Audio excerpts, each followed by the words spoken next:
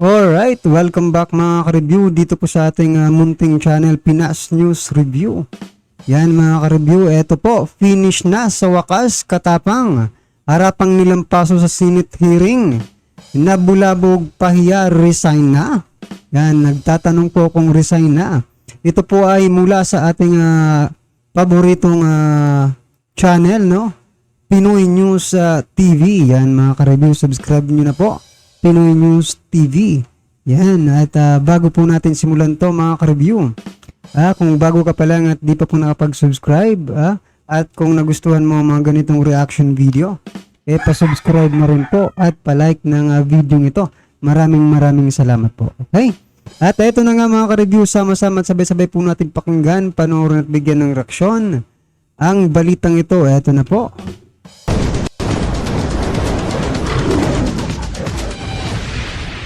Usapan natin ngayon ang mga kaganapan sa Quezon City Police District at saka sa Bureau of Corrections.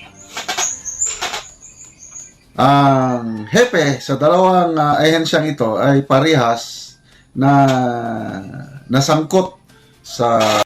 So dito po pala mga ka-review kinukumpara si General Torre at si General Katapang. Nako, ano kaya ang kanilang pagkakaiba mga ka-review Ako po napatawa po ako doon sa pagkakaiba nila. Di ba nga po nag-resign po itong si General Torre? Doon sa kanyang ginawang pagtatanggol doon kay Kalbo. Mga ka-review. Sa palagay niyo po ba mga ka-review, ano po ang pagkakaiba ni Katapang at ni Torre? Yan mga ka-review i-comment nyo na po kung ano po ang pagkakaiba nila. Anomalya, parehas na binatikos sa social media. Si Bucor Chief Katapang, grabing batikos sa kanya dahil sa kapalpakan itong nagsimula pagkatakas, later on pagka-aresto ni Kataluha, then nabulgar dahil sa Senate and Congressional hearing, mga negosyo, kubol, wifi, delivery, whatever. Parte-parte po sa loob ng Bilibid mga ka-review, diba na sabi niya, nakikipagparte na nga ako sa inyo, sa kanila. Hindi ko alam kung saan ako nagkamali. Nako talaga, mali na nga yung ginawa mong pakikipagparte. To a point na isang kongresista, si Congressman Abante na, General Katapang, are you willing to resign? Congressman na yun Anong sagot? I serve at the pleasure of the President. Nako. So, ibig sabihin, wala. Okay. So, walang delikadesa. Tama po. Dito naman sa Quezon City Police District, kawawang General Torre, pagkakamali niya, mahilig magpa-presscon. Ay, nako. Katabi niya ang ex-police, mayabang, Wilfredo Gonzales, at parang lumalabas na abogado. Naging abogado ni Wilfredo Torres ang isang police general. Abogado di Campanilla, ito si General Torre, mga ka-review. Kasi sa bawat, di ba? Sa bawat tanong na binabato doon, siya po ang sumasagot. Nako talaga, Ano ngayon? Nako, batikos kaliwat kanan. Ito na, malaking kaibahan. Hindi nakayanan ni General Torres, Torre na madala ang buong PNP as an organization. Hindi niya nakayanan, pamilya niya nadadamay sa batikos. Kaya yon, nag-submit ng letter of resignation effective today. Kasi kahapon lumabas yung balita effective today. Resign na. Kailan? Hindi pa yun final kasi sabi ni General Acorda, pag-aaralan pa daw kung tatanggapin o hindi dahil nasasayangan sila sa galing ni General Torres. Okay. So, ako, pinupuri ko yung ganyang mga government official na may delikadesa. Very clear, may delikadesa si General Torres. Okay. Punta tayo sa Bucor. O, dito naman. Kumusta si Bucor Chief General Katapang? May delikadesa ba? Abay, wala yata. Kayo na ang magsagot. Alam niyo mga ka-review, di ba sinabi kanina ni General Macanas mga ka-review na itong si General Torre, di ba di kinaya, no? Yung kahihiyan sa kanyang pamilya. Ang tanong ko dito, no? Bakit itong si General Katapang mga ka-review, kahit anong kapalpakan, kapalmoks talaga. Kahit napapahiya na rin yung kanyang pamilya, patuloy pa rin. Ganun na ba talaga ngayon mga ka-review? Talagang pakapalan na po ng mukha. As long as, di ba, kumikita sila ng, milyon? Bilyon? Kayo po mga ka-review, di ba? Marami po nagko-comment billion daw Billion ang kinikita dyan sa Bilibid. Nako. Kaya naman pala. So, tuloy pa rin ang ligaya. Kasi, walang utos ng amo Kasi magre-resign lang siya pag sabihan siya ni Boying, pag sabihan siya ni PBBM. Wala, tahimik yung dalawa. Di tuloy lang. Paano magre-resign, no? Mga ka-review, si PBBM ayaw makialam. Dito sa department ni Soji Boying Dimulya, dito sa Department of Justice. Ang Bureau of Correction po, under po ng Department of Justice. Kaya, di ba? Wala tayong naririnig kahit na konting, kahit konting, reaction. Pero nung kay General Bantag mga ka-review, nagsalita doon si PBBM, 'di ba? Tungkol kay General Bantag. I-search niyo po sa YouTube mga ka-review, may lalabas po diyan sa mga mainstream media na mga interview patungkol po sa Bucor about kay PBBM at DJ Bantag, no? May statement po siya about kay DJ Bantag. Pero dito po kay kaya General Katapang, natakasan na mga ka-review. Wala pa rin mimik. Parang hindi niya nakikita yung pagkakamali ni Katapang. Ganun po ba yun mga ka-review? Parang hindi niya naririnig. Yung pagkakamali ni Katapang. Sa palagay niyo po, mayroon bang malaking tutuli diyan sa, di ba? Para hindi mo marinig yung mga bali-balita. Ay, nako. So, okay na lang kung tuloy. Wala tayong magawa. Kasi, yung delikadesa kasi nasa konsensya yan Nasa value ng isang tao. So, balik ako dito kay General Torre. May, siya? GMRC, Good Manners and Right Conduct. Willing siya na mag-sacrifice sa kanyang career. Kasi, maganda na yan, Director ka sa isang police district sa Metro Manila. Stepping stone na yan for a better position. Paakyat na yan. Ngayon, nag-resign. Paano kung tinanggap at maging floating na lang? Wala na. Maybe the end of his police career. Kaya lang, bahala na. Kaysa yung magdusa, alam ko yan, number one yung inisip yung kanyang pamilya. Kasi mahirap yung madamay Balik tayo dun kay Gonzales. Nako, may nabasa akong comments. Nako, sabi ng subscriber ko, nadamay ang husband ko, General. Kasi Wilfredo Gonzales ang aking husband. At kami na ang sentro ng usap-usapan dito sa New Zealand. Kasi doon na pala sila nakatira sa New Zealand.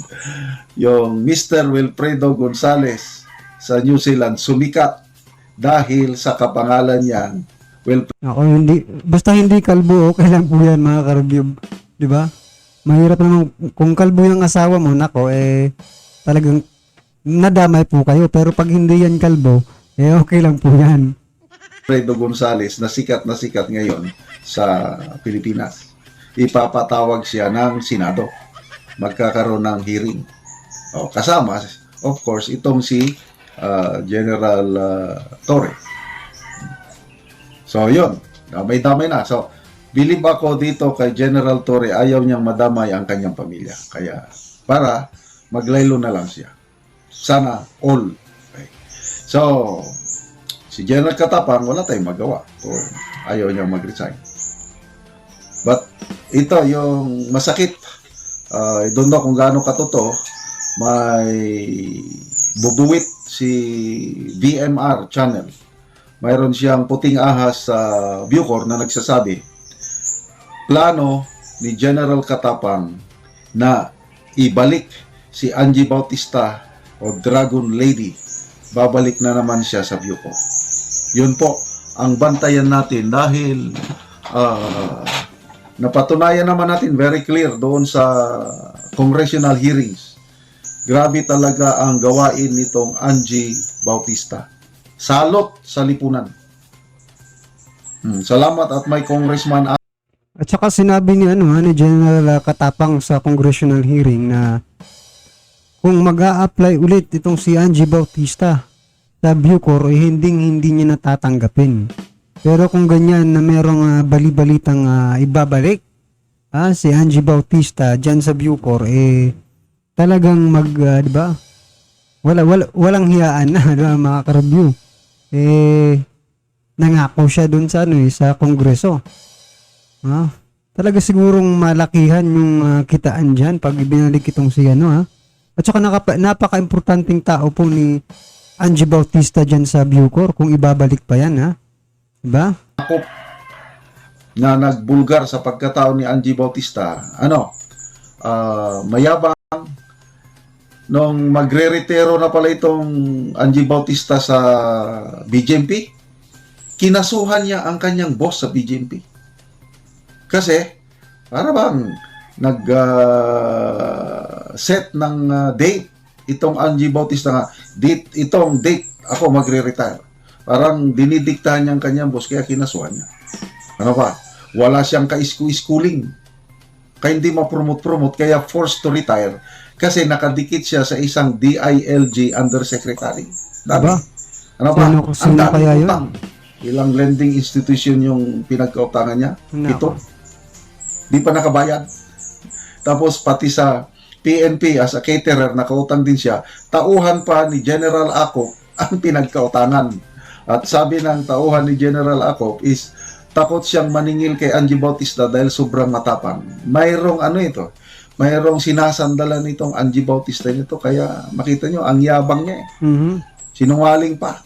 Sino kaya itong malaking taying ito, mga ka-review, na pinagmamalaki ni Angie Bautista? Si Katapang kaya yan, mga ka-review? Or may mas mataas pa kay Katapang? Mas mataas at mataas pa kay Katapang. Nako, mahirap pala itong banggain si Angie Bautista. Mga ka-review. Kasi biruin nyo, mismong boss niya, gusto niyang kontrolin. Ikaw na lang maging boss, Angie. So, ganyang mga tao ang ibabalik mo ulit sa Bucor. Kaya, lalo akong bumibilib sa ating DG Bantag dahil pinatalsik niya, sinibak niya talaga sinibak niya si Angie Bautista. Ang exact word nga ni DG Bantag noon is, magtiwala ka na sa ahas, wag lang kay Angie Bautista na yan. I don't know kung anong nakita niya. So yan nga po, mga ka-review, dito talaga natin malalaman kung sino ba talaga ang nagtatrabaho ng totoo, para sa taong bayan. Kasi isipin mo, tinanggal na po itong si Angie Bautista ni DG Bantag. Inano yung mga kubol, sinira. Tapos nung pagdating ni Katapang, binalik si Angie Bautista. Agad-agad. Tapos, pinatay yung mga kubol, mga ka-review, binalik. Kung hindi pa magkakaroon ng investigasyon, hindi pa sisirain ulit. Nako. Ayan, nagkakaalaman na. But ito, kita na natin ang pagkatao ni Angie Bautista na siya na yung gumalaw, siya yung mayordomo sa bilibid na nagpapasok ng kung ano-anong mga materyales na pagkakakitaan nila. So ngayon, na-booking sa group chat ng Bucor na ibabalik ulit ni General Katapang si Angie Bautista. Nako, naloko na. Yan mga ka-review, talagang naloko na. May group chat pala itong Bucor, no, mga ka-review. At mayroong bubuwit si VMR channel. Mga ka-review, subscribe niyo po si VMR channel. Yan, sa mga hindi po nakasubscribe sa kanya. Subscribe niyo po, pati po itong si General Macanas sa General's Opinion. Alright? Okay mga ka-review, ano man po ang iyong reaksyon, komento at kritisismo. Ano man po ang iyong, paningin dito sa dalawang general na ito, si General Torre at itong si General Katapang. Ano man po ang kanilang pagkakaiba sa inyong paningin, i-comment lang po sa baba, para at least alam po ng ating mga kababayan ang inyong mga nararamdaman sa balitang ito. Alright mga ka-review, kung bago ka pa lang at di pa po nakapag-subscribe sa ating munting channel, please don't forget to subscribe at i-click na rin po ang bell notification para updated ka po sa lahat ng ina-uploads nating reaction video. Yan mga ka-review, pa-like at